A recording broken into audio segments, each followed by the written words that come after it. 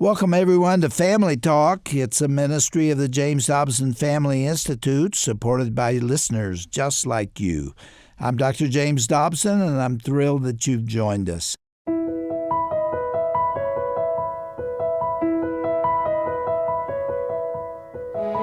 Well, welcome back to another edition of Dr. James Dobson's Family Talk. I'm Roger Marsh, your co-host for the program today, and our continuing conversation with Jess Ronne.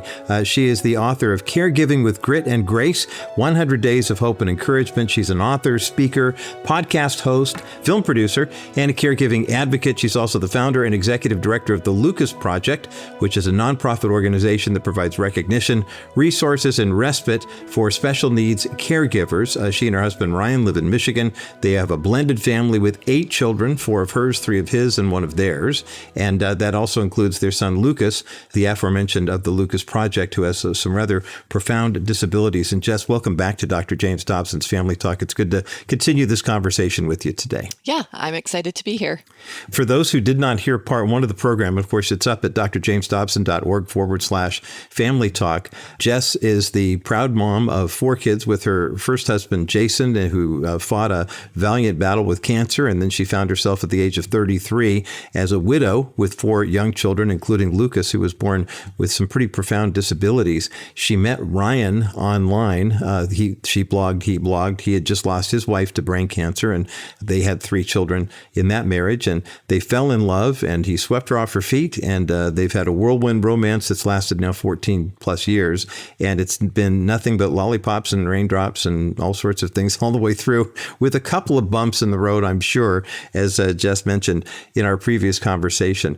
One of the things that I am just taken with, and I want you to circle back around before we launch into the Lucas Project and this great devotional that you've written, is the fact that you and Ryan, when you did get married, found yourself blending a family of 7 children that were ages 7 and under. That in and of itself sounds like it should be a, yours, mine, and ours too movie or something like that. But you said initially it was great because the kids were all little and they liked having all these additional siblings. Where were some of the fractures, the rips, the tears that you guys ran into initially? Was it kind of smooth sailing for the first year or two, or did it start to get a little bumpy early on? In terms of the kids, we've had typical, teenage drama or whatever, but we've never thankfully had like massive rifts in terms of like, you're not my mom or you're not my dad or bio siblings going against bio siblings or anything like that. They've all just really meshed beautifully as a family.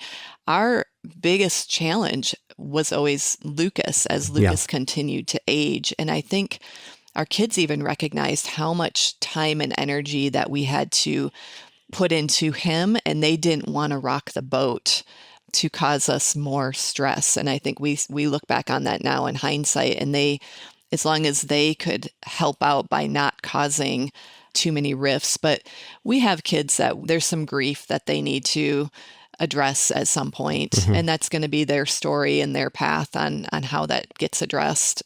But yeah, really, it's been quite smooth in terms of the kids all blending.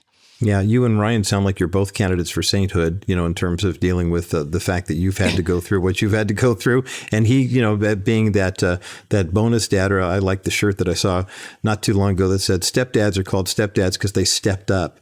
When someone needed a father in the family, and for him to take on your 4, including one with some rather profound challenges. You write about in your book, Caregiving with Grit and Grace, that there's a point where every family that is providing caregiving for a family member, whether it's parent to a child or spouses to each other or adult children to their parents, where you have to kind of come to terms with the fact that this is what you're really dealing with. And you wrote about in the book, where you had that moment with Lucas, that one point where you said, okay, wait a minute, I have to realize this isn't going to change. This is his lot. Share, if you would, what it was like for you to have that moment, because beforehand, like you said in our first conversation, it wasn't that you were necessarily in denial, like there's no problem here. It was rather you're just trying to make it through the week, make it through the month, and you're not really thinking about it until there's that one point where you realize, oh my goodness, this is going to be lifelong for him, and I've got to make some adjustments. Talk about that, if you would. Yeah, it wasn't denial. It was, I think, lack of diagnoses, really. Okay. We were just sent home with special needs. We're not real sure how this is going to turn out. And as Lucas's mom, I was going to press towards the goal of like the best scenario possible. And that's just kind of what I kept in my mind until we made that move to rural Tennessee. And Lucas started to go through puberty and he became very aggressive. He does have level 3 autism, intellectual disability, along with numerous other diagnoses. He needs assistance maneuvering. He's incontinent, primarily nonverbal. So just needs assistance in every aspect of life, really. And as he began to go through puberty, he became very aggressive. He began to have a lot of behavioral challenges. And, you know, when he was little, he was adorable. And we could still find people to help out or babysit. You know, a 6-year-old in diapers isn't really that big of a deal. A 16-year-old in diapers who's now screaming and lashing out and being aggressive, nobody wants to step into that situation. And so life just became very, very isolated, and especially out in rural Tennessee where there weren't any resources or programs. And that's when it really hit me. Right. Oh, this isn't going to get better. And in fact, it's only going to get more challenging as he ages and as I age. And now I'm watching him even hurt his younger siblings, and they're becoming frightened of going near him because he's reaching out and grabbing them or grabbing their hair. And that's when there was no longer any semblance of denial, but total acceptance of this is a lifelong gig. And it's really, really hard. And what does that look like for us moving forward? It must have been a real eye-opener for you. I was reading a blog by a Christian songwriter, musician. I won't mention his name, but he and his wife adopted a daughter from China, and she has, I think it's Angelman syndrome or something like that. And he, just the other day, was droning on in his blog about getting some things off his chest that he never really addressed. She's 22 now, and she can be emotionally unstable. She can be physically violent, you know, what if she's a big girl, you know, that type of thing. And she's always going to be in their care. You know, one of them has to always be with her the whole time. And I think a lot of people don't, you know, understand what you were going through. Is like, you know, here's Lucas and he's growing through puberty and he's growing, and yet he's still processing life like maybe a toddler would. And so he's just got more body, you know, more strength. And so, yeah, he isn't going to be able to control that. What was the conversation that you and Ryan had, you know, when you're in this moment and saying, oh my goodness, we have to move into the next season here because we're realizing this is the season we're really in and it's going to progress from there? It was a really slow process. When we lived in Tennessee, we started investigating what potential group homes would look like or future residential options. Nowhere near ready to take that leap, but just, you know, taking the tours, asking the questions, and we discovered that most of the options were really, really expensive. The one option that we were really wanting for him, I believe, was around $180,000 a year. Wow. For that type of private care. And then the group homes we toured, we weren't that thrilled with. It just didn't seem like enough direct staff for the amount of residents that were in the home. And so I really processed for years. And then we eventually moved back to Michigan because we decided that we really needed to be in a state that provided those resources and support for families like ours. And Tennessee just was not going to be that state. And we certainly weren't going to find it in rural Tennessee. And once back here, I think Lucas was 17 or 18, I had a realtor just set up a search and just send me houses that I could look at because I was kind of curious about maybe starting our own group home. And so every day I would just kind of look at these. And then one day an option came up and it was a sprawling ranch in need of total renovation. And the unique thing about this property was it was a sprawling ranch and an old farmhouse, and the township wouldn't allow it to be split. And so I went and looked at it and I was like, this is it. This is going to be Lucas's future home. It was 10 minutes away from our home. And I called Ryan and I said, you know, we should look at this. This could really be a possibility. Completely convinced that he would be the dream killer because I'm usually the let's jump in and do it. And he's the type A, yeah. The more logical, well, honey. And he walked through it and he was like, you're right. this is Luke's future home. Mm. We set about to purchase it, and God even solidified it even more in our spirits, because I called my realtor and I said, I'd really like to close on Lucas's birthday, which is August 12th. Could you let the seller know that? And she called the seller and told the seller, and the seller started to cry. And she said, my birthday is August 12th. Oh, wow. And it was just like God's stamp of approval. Yes, this is the way you should go. And so we purchased Beautiful. this home.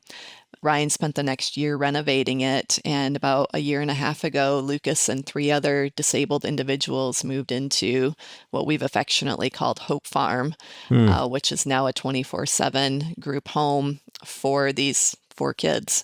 And this is a group home as a residential facility as opposed to, say, respite care, which would be, for a day here, a day there, sometime. Talk about the differences between the two, because I know you talk about the importance of respite care and how just those who are providing care like you and Ryan are doing, you need a break every now and again. You just need someone, you need to know that your child or adult, who has the special needs is getting the care that they need so you can get a break, just to take a little time away, but that they're going to be in good care so you don't spend the whole time away wondering if things are going to be all right with them. Yeah, and that's hard to find when you have an individual with numerous severe disabilities. Like I was saying, people don't really want to step in and change a 16-year-old's diaper or deal with that aggression and behavioral issues. But when we were in rural Tennessee, Ryan started having a bunch of health problems, and he was having panic attacks that resembled heart attacks and ending up in ER. He lost a lot of weight. They wanted to do a PET scan to rule out cancer. And come to find out, it was all just due to the stress of our life, and we never had a break. And so that's when I decided to start the Lucas Project, because I thought if we're this desperate for a break, other special needs families must also need a break. And we partnered with a local school district, and they let us use their facility once a month for a 5-hour chunk of time where families could drop off their children and they could just go take a break. And it was run by volunteers and staff, and very successfully run until COVID. And then it kind of all got shut down. And we are actually launching a similar program here in Michigan now that will begin in July. And we're hoping that we can create a model for this concept where other churches and communities throughout the nation can then take it and offer it within their community for their families. But yeah, if you don't get that break, that stress lives in your body. And by the time Lucas ended up moving into Hope Farm, my body was racked in so much pain, I could hardly move. It was like that stress had just built up for years and years and years. And I lived 19 years in that survival mode. And I just kept fighting and recognizing that, we either fight, flee, or freeze. And I just kept fighting. And it just piled up in my body. And it's been a work now for, the past year and a half to really release a lot of that trauma and get back to feeling good in my own skin. Well, I love that. Jess Ronne is with us today here on Dr. James Dobson's Family Talk. She's the executive director of the Lucas Project, and we've got a link for that information up at drjamesdobson.org. In addition to this 100 Days of Hope and Encouragement book that she has written, it's a Caregiving with Grit and Grace. It's a devotional that's divided into 4 different sections: winter, spring, summer, and fall, 25 for each. And I love the way you laid this out. Jess, can you give us just kind of a 35,000-foot overview of those 4 stages? Because I'm sure there's someone hearing us for the first time who says, we have a child who has special needs, or maybe there's an adult that we're providing care for, and we've never heard this before. This is all new to me. And please walk us through that if you would. Sure. Yeah, that's just kind of how it's worked in my own caregiving journeys. Winter represents that cold, hard truth of that diagnosis that you're just given, and your whole world feels like cold and unmanageable and turned upside down. And how are we going to navigate this? And it's just working through and processing all of those emotions. And then walking into spring, you do kind of get into your groove of this new normal. You're doing the therapies, you're checking out the resources, you have this new language that's becoming familiar to you, and you're just getting into like this new way of life, and it's okay. You're starting to see the sun again. And then summer represents, when the heat intensifies. And for us, that was as Lucas was going through puberty, it became very, very challenging. Or when Jason's cancer returned after he was declared cancer-free, and it feels hot and heavy and unbearable again. And then settling into fall is really an acceptance of what is and what is not, and what your next steps may be. And for us, that was Jason gaining his healing in heaven, and Lucas creating this group home for him. It's taking those next steps into whatever that future looks like, with or without your loved one. And so, yeah, like I mentioned earlier, this is just kind of the way my brain has always processed all of these caregiving roles that I've been in. And it helps me to make sense of whatever season I'm currently in, to recognize that there is another season coming on the horizon. Yeah, it's so encouraging. And if you are in a situation like this, or maybe you know someone in your family or extended family this might be a fresh diagnosis for them, or maybe this has been something they've been living with for a while. And as Jess mentioned, you're either in fight, freeze, or flight mode, when it comes to how you process this.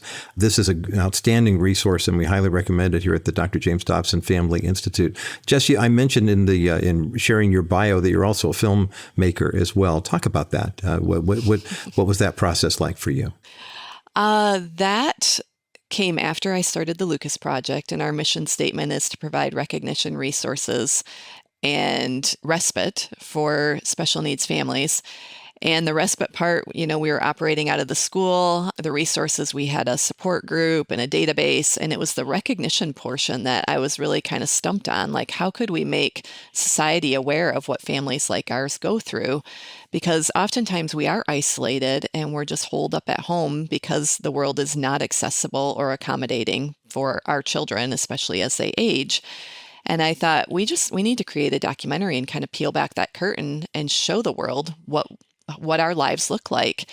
And so I jumped on Facebook. And again, this is just how I sort of navigate through the world. I threw the idea out there and just said, hey, I have this great idea. I think we should create a documentary. If there's any filmmaker out there that would want to meet with me, I'd love to discuss this further. And the next day, a filmmaker from Nashville reached out, and we had a lunch date, and they loved the idea, and they followed our family around for 4 years, and we created Unseen, how we're failing parent caregivers and why it matters. It landed on PBS last fall and was just airing on ABC this February and March. And it has really just opened up those conversations about not only these families, but also about caregiving in general, and how we really need to prioritize caregiving and those who need care. It's amazing when you think about the number of people who go through this. And I think about my parents are both living in an assisted living facility right now, but one of the guys who is a resident there where they live, he cared for his wife. She had Parkinson's, and he cared for her for 17 years before she passed away.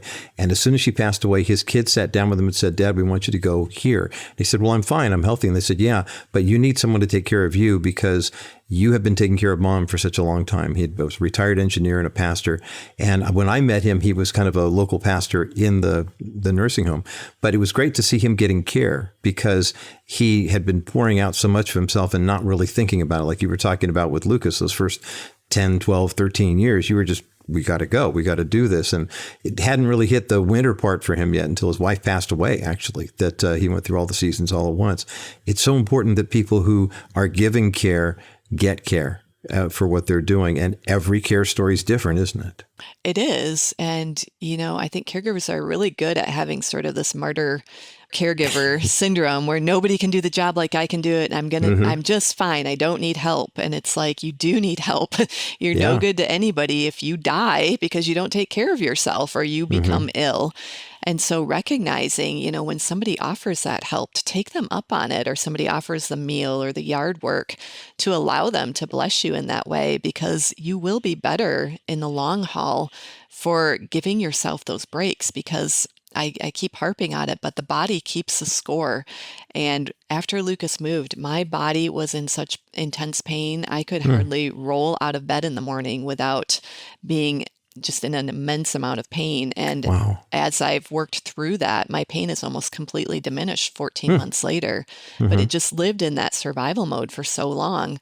And I think had I taken better care of myself, I wouldn't have been in so much pain.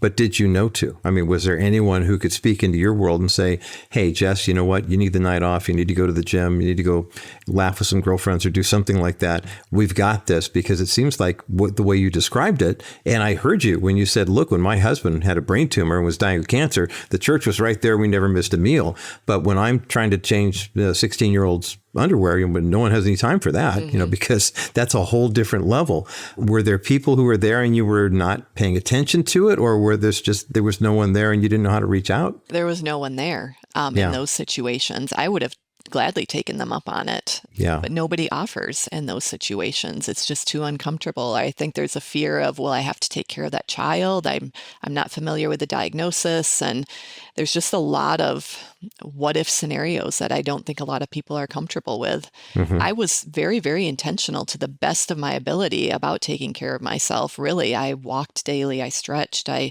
did all the things, acupuncture, massage. I ate healthy. Like, I'm as intentional as I could possibly be during that season, but there just were not people willing to step in and provide that care for the most part. Well, I appreciate the tough love that you are giving our listeners with not only your ministry, the Lucas Project, with the good news about the Hope Farm, and then the Unseen film, and then this brand new devotional, Caregiving with Grit and Grace, 100 Days of Hope and Encouragement by Jessica Ronne. And we've got the link for all of that information up at drjamesdobson.org. What's the best website where we can find you, that one-stop shop, if you will? Let's give a little shout out to that, if we will. JessRonne.com. Okay, JessRonne.com, RONNE. Jess, thank you so much for the work that you have done. I'm in awe of the work that you and Jason did, and then the work that you and Ryan are doing. And I pray God's richest blessings on your family. And one of these days, if I'm in Ludington visiting a granddaughter, we're going to swing on by the farm and in Holland and find out more about what you guys are doing, because it sounds like just an outstanding ministry. And I know a lot of our listeners have been blessed by this conversation today. Jess Ronne, thank you so much for being with us today here on Dr. James Dobson's Family Talk. Yeah, thank you.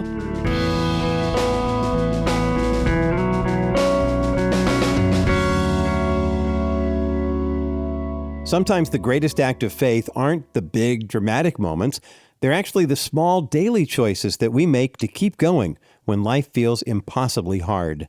You've been listening to a special edition of Dr. James Dobson's Family Talk and my conversation with today's special guest, Jessica Ronne.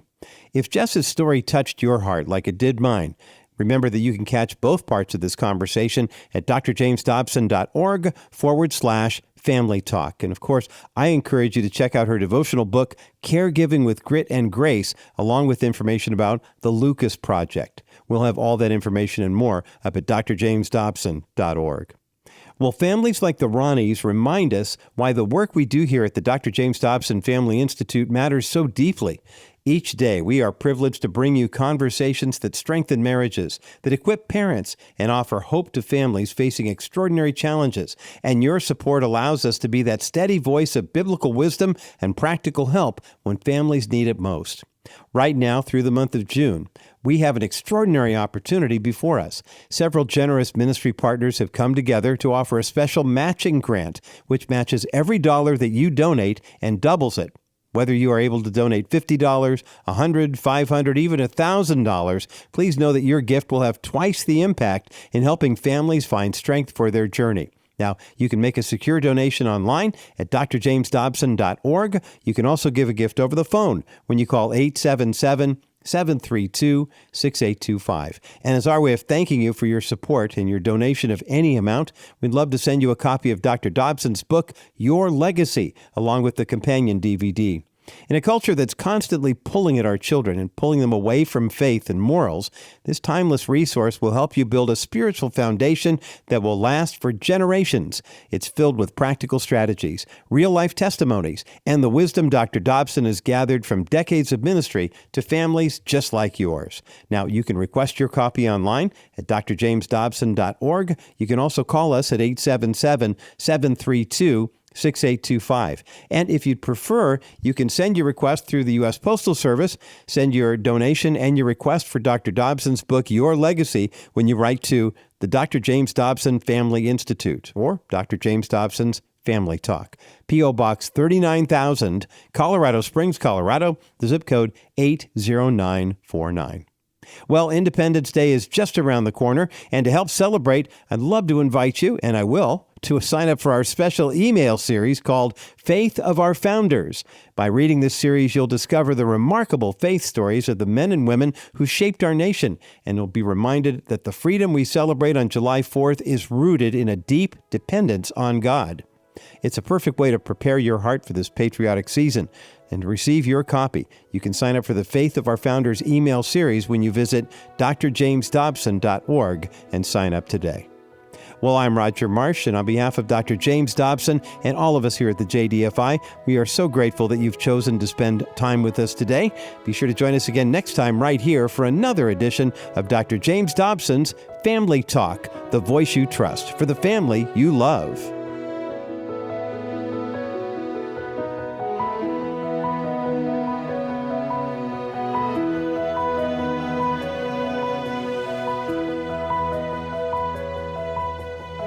This has been a presentation of the Dr. James Dobson Family Institute.